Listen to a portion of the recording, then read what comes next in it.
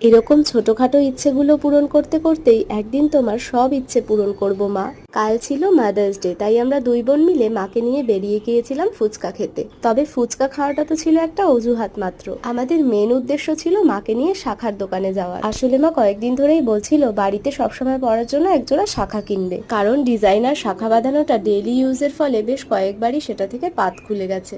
আর দিন দিন সোনার যা দাম বাড়ছে, তাই সোনা হারানোটা সত্যিই একটা ভয়ের ব্যাপার। দেখতেই পেলে আচমকা এরকম একটা গিফট পেতেই মা কতটা খুশি হয়েছে।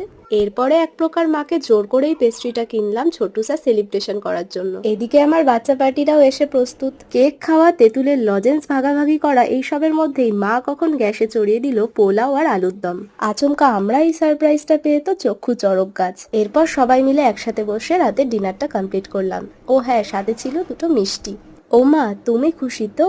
খুব খুশি, খুব খুশি। Do subscribe. বাই।